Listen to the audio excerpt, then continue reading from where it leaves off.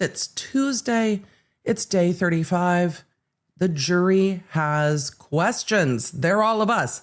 I have questions. The jury has questions. We have questions.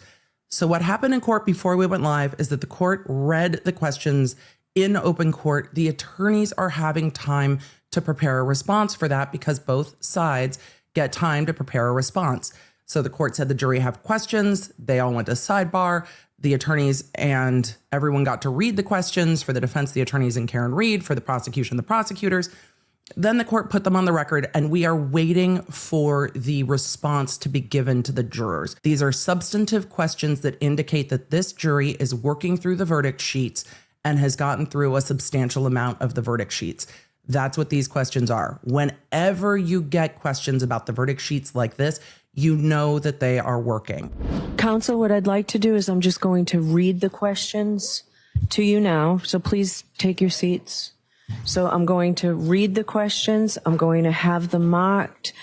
Then I will take a short recess, let you all talk about it, and then come back. Thank you. So, all right. So I received 3 questions from the jury. The first one is, they appeared on note cards, so that I don't know what order they came in, but this is the order I got them. This is the order I'm going to read them. What is the time frame for the OUI charge? Offense 002, Section 5, OUI at 12:45 or OUI at 5 a.m.? The second, are video clips of Karen's interviews evidence? How can we consider them? And the third, does convicting guilty on a subcharge, example offense 2 number 5, convict the overall charge? So I will give you some time to consult. I think the first one, I'll hear from you as to what the time frame is, and I don't need to hear from you now. That's pretty clear cut what they're looking for. The second one are video clips of Karen's interviews evidence. How can we consider them? Well, we know they are evidence and they can give them whatever weight they want. I would also be inclined to give a humane practice instruction, and tell me if you want the digital evidence instruction. It's a little awkward because it would be something like, before you consider any electronic communication in your deliberations, you must first find that it is more likely true than not that the person who appeared in the communication was in fact Karen Read. So think about that when I come back out. But I think it's appropriate to give a humane practice instruction, and also tell me what you think about what to say about the weight. The third question is a little bit more, I think, unclear as to exactly what they're looking for. No, it's not. Does convicting guilty on a... No, it's not. It's confusing because the verdict form is confusing, and they want to know if they convict on the DUI, OUI, DWI, whatever you want to call it. They want to know if they convict on the DUI, does that convict on everything up? It's clear what they want. The jury form is not clear for them. It's very clear what they want. If we convict on the DUI, she doesn't get convicted of a manslaughter, right? That is their question. And this is why the defense and the prosecution have time to craft answers. Subcharge. We know what they want. Example offense 2 number 5, convict the overall charge. No. What I'm proposing, I gave you both a verdict slip where I included the language. I know yesterday I said they have to be read hand in hand, the jury instructions with the verdict slip. I've incorporated the language from the jury instruction into the verdict slip. She modified the verdict slip, right? Saying you can go not guilty on each charge. They don't know where to mark that, though. They don't know where to clearly indicate we don't think she's guilty on this one. That's what they're confused about. We want to convict her maybe on the DUI. We want to make sure that that doesn't convict her of manslaughter, please. We don't want to do that. Just give a box that says not guilty each place. The court is off the bench. I think it's clear what the jury is asking. Everything the jury asked about relates to the DUI charge, OUI charge. Everything that they're asking relates to that verdict slip on count 2, the bottom charge on count 2, and can we consider Karen Read's statements? Karen Read admits that she was intoxicated while driving.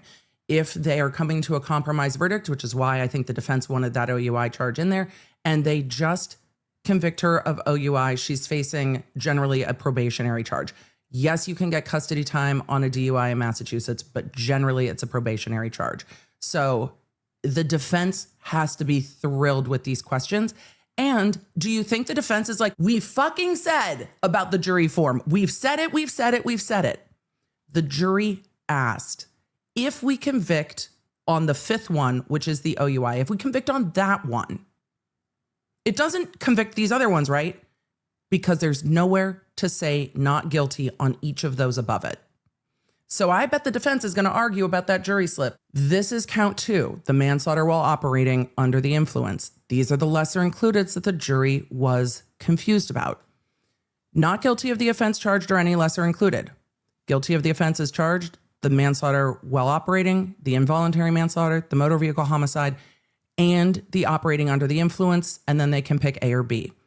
What the jury is concerned about is if they convict, this was their question, if we convict on a lesser included, like count 2-5, then would it convict her of the greater offense? Do you know why they're confused? Yes, you do. Because there's nowhere for them to expressly state, we don't think she's guilty here, we don't think she's guilty here, we don't think she's guilty here, just this one. There's nowhere for them to say it. So the court is going to give them instructions. The reason the jury is asking this question, I suspect based on my 10 plus years of jury trials, is because they're sitting there working through these questions. And then they get to the last one and they're like, okay, but WTF do we do? And they want to make sure if they mean not guilty on manslaughter, they want to make sure they don't accidentally say, we think she had a DUI, we don't think she committed a manslaughter. They don't want there to be a mistake. I think that's conscientious because there's nowhere for them to clearly say not guilty unless they like write it across the thing, because they don't have any way to say not guilty other than not guilty of any of the lessers, which isn't what they're thinking. They're thinking guilty on count 5 only. And the jury form doesn't say, if not guilty, go to the next one. If not guilty, go to the next one. It doesn't say that anywhere.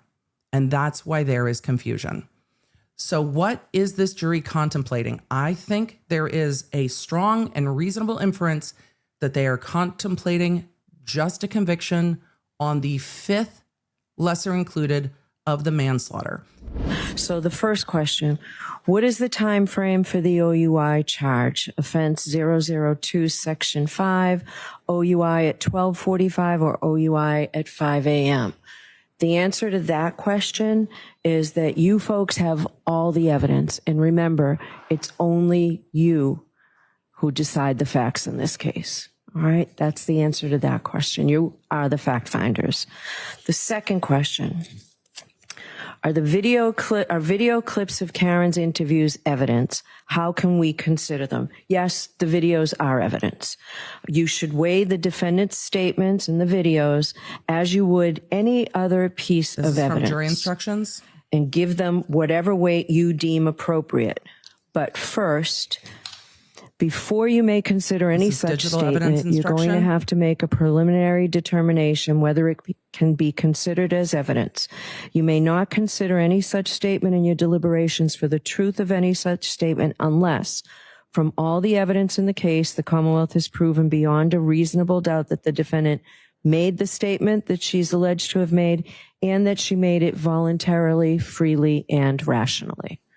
So that's the answer to that question. The digital evidence instruction, and that's the humane instruction at the end of it. The court read 3 of the model jury instructions. She did not modify them. The defense asked for if any. She said, I'm reading the jury instructions as they're written. Those are the jury instructions as written. Convicting guilty on a subcharge, example offense 2, number 5, more. Convict the overall charge. No. So with that, what I'm going to do is I have amended the verdict slip. It's the exact same verdict slip, and it's still consistent with the jury instructions I gave you, but it's a little bit easier for you to follow. And for purposes of going through this, we'll go through it together. And I've got a copy for each one of you, okay? It really is the same verdict slip, but we've added a little bit of language to help you follow it through. This is from the jury instruction. The first charge, manslaughter while operating. What she's reading is directly from the jury instructions. They read this trial. Motor vehicle under the influence of liquor. So first, in the above entitled case, we say the defendant is 1, not guilty of the offense charged or any lesser included offense. If you find the defendant not guilty of the offense charged or any lesser included offense, stop and sign the verdict slip. Should be and, but okay. Now, then you go on to guilty of the offense of as charged, manslaughter while operating a motor vehicle under. Reading it like that, she's going to end up with them putting not guilty in one place and guilty in another place. And then she's going to have to send them back to refill it out. The influence of liquor. Check one or both of the following.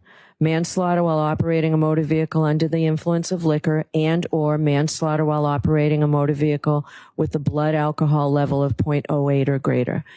If you find the defendant guilty of manslaughter while operating a motor vehicle under the influence of liquor, stop and sign the verdict slip.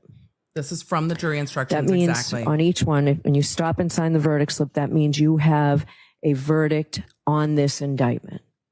So stop and sign the verdict slip. If you find her not guilty of manslaughter while operating a motor vehicle under the influence of liquor, then continue below to the lesser included offense. And first, under 3 is involuntary manslaughter.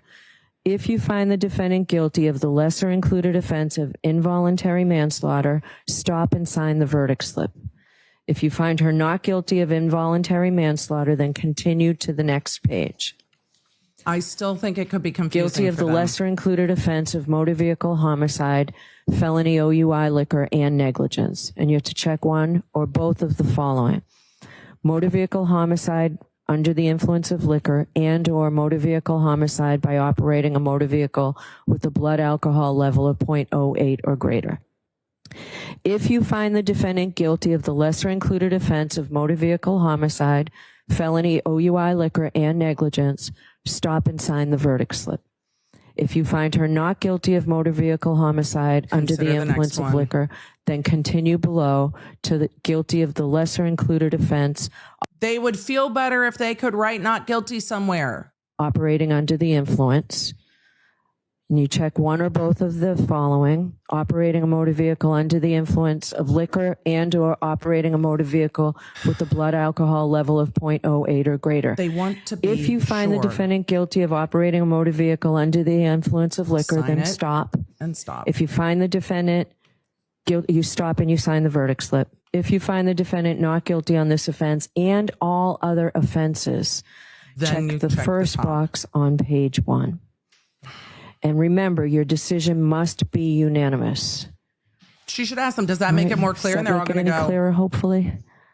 All right. So with that, I am going She said, does that make it any clearer? Hopefully. I hope they nodded. I heard myself say this, and I'm glad counsel told me I did. So if you go back and look at the They're like, Your Honor, you misread something. The attorneys are sitting there as she's reading it, making notes. form after 4, if you find the defendant guilty of the lesser included offense of motor vehicle homicide, felony, OUI, liquor, and negligence, stop and sign the verdict slip. If you find her not guilty of motor vehicle homicide under the influence of liquor, then continue below. I think I said then find, I don't know what I said. I heard myself read the guilty of the lesser included offense. So if you find her not guilty of motor vehicle homicide under the influence of liquor, then you continue to decide whether the Commonwealth has proven to you beyond a reasonable doubt that she's guilty of operating under the influence of liquor. And if they have not, and if you find the defendant not guilty on this offense and all other offenses, then you go back and check the first box. So you follow it from the top to the bottom in this manner. It is incredibly common that the court answers jury questions by rereading them the jury instruction. That is not unusual. That is generally what courts do unless there's a specific answer. Half the time, the court will simply say, you have all the evidence before you. And jurors are like, what the fuck am I supposed to do with that? Because the court cannot tell you specific answers. Here, the court said, yes, you can consider Karen Read's videos as evidence. This is how to walk through the jury form. What's the difference in the jury form? I'm going to show you the verdict form one more time and walk you through what the court is saying to the jury when they are looking at this. There is now an edited version of this. This is now edited, but what it is telling the jurors is, in the language they added in, they still did not give a not guilty checkbox. But what the court said, and the jury was looking at this while she was reading, with language now edited in, if you find the defendant not guilty of the offense charged or any lesser included offense, the court told them, then you check the not guilty box and sign the verdict form. If you find the defendant guilty of the offenses charged, then you select guilty and one or both of the next boxes, which are these, the manslaughter while operating under the influence or .08. But what the court told them is if you come back with a guilty, you check the guilty, you sign the bottom. If it's not guilty, you go on to the next one. If that one is guilty, you check the box, you sign the bottom. If that one is not guilty, you go to the next one. And so the court said, if it's not guilty, what you do is you go down to the next charge. And you can see it when you have the flow of the verdict form in front of you. So if it's not guilty, the action that you take is to go down to the next charge. And then if you get to the end of the charges and everything's not guilty, back to the top, check that box. I think it's much more clear when the jury has it in front of them. If we do not see the jury come back in the next half an hour, we will see if the court takes a lunch break or not. We received a question from the jurors. If we find not guilty on 2 charges but can't agree on 1 charge, is it a hung jury on all 3 charges or just 1 charge? I got some input from the defense at sidebar, essentially saying if we could just ignore it. We can't ignore it. To me, it's a theoretical question, and we don't answer theoretical questions. I tell the jurors that they're not to be concerned with the consequences of their verdict, and that's exactly what they're doing here. So I would propose just writing simply, this is not a question I can answer on this, and sending it back. The defense position is not certainly not. No, you need to tell the jury if you have rendered verdicts, then you need to fill out those verdicts. Ooh, I hate that question. I think that it is apropos, given the timing of when that question came in, literally before the court had answered the other 3 note card questions. I think that it would be appropriate to send a quick note just asking them, given the Based on what Jackson is saying, here's what I think. That question came in while they were waiting for the answer on the other 3. And they didn't have the answer on the other 3. So they wrote the 3 on the note cards, then they waited for more than a half an hour, and that question came in while they were waiting for the answers on the other ones. Just with a very slight tweak with the court's language, I don't have a principled objection to the court's language that we not answer the question at this time. I would simply ask that the court answer the question as you suggested just now in open court. It's premature to address this question at this time. No. What do you say, Mr. Brennan? My response was, this is not a question I can answer for the reasons I stated. It's theoretical, and we tell jurors that they cannot be concerned with the consequences of their verdict, and that's exactly what you would be asking me to endorse. What's the Commonwealth's position on the proposed? I agree with your first suggestion. Yeah. I'm going to send it in like this. Your objection's noted. Your Honor, if I could make my record a little bit clearer, the court's indicating that it doesn't answer questions about the consequences of the juror's verdict. That would be punishment. Of course you can't answer a question like that. This is not the consequences of the verdict. It's how do they report a verdict. So I think saying I can't answer this is sending a false message to the jury. If the court would simply indicate this is not appropriate for me to address at this time, that assuages all concerns. Certainly assuages our concerns and it protects Ms. Read's rights. I think that well, I think what I could add is this is a theoretical question, not a question I can answer. That does the same thing. Is there an objection? I understand, Mr. If the court Jackson. could add the clause at this time. Is there an objection to me putting, this is a theoretical question, not a question I can answer? No objection. I won't allow the court to finish writing, but at this point, that is over our objection. I understand. I just want to make sure the record is absolutely clear. That's over our objection. I don't think that's an appropriate answer to a very, very clear question that could be answered in an innocuous way that does not affect Ms. Read's rights. Okay. This way it does. Okay, it was a clear question that the defense first told me to ignore. So I didn't tell that. you to ignore anything, Your Honor. All right, we are all set. So let's send this in. The jury came back with another question. What we learned from the way that Alan Jackson responded to the question is that the question the jury had, what happens if we reach verdicts on some counts but not all of them? Do we just render a verdict on some of them? Jackson said, look, this came in before we answered the questions on the other three. To me, that indicates this question came in the waiting time from the first three while they were working on answers. And then they answered those three. It's very likely that the answer to those three questions resolved whatever dispute was happening. So then you hear the lawyers arguing over what the answer should be. And there are times that the defense is too hyperbolic. This is not one of those times. You can tell the jury that they are to render verdicts on any charges they reach verdicts on. It's in the jury instruction. You could also point them to the jury instruction. Jury instruction, this says, if you reach a verdict, fill out the verdict slip and sign it. The jury instructions say it. She could just say, this question is answered in jury instruction number, whatever number it is. They all have numbers. Or she can bring them in and say, you asked this question, jury instruction, this is your answer. Or she can say, after we answered your last questions, has this question been resolved? There are lots of options other than I can't answer. The problem the defense is having is the court is saying, I can't answer because it's hypothetical. It is a what if. However, there is a jury instruction on point. Just point them to the jury instruction. If they had said, if we found not guilty on two charges, would the court have answered differently?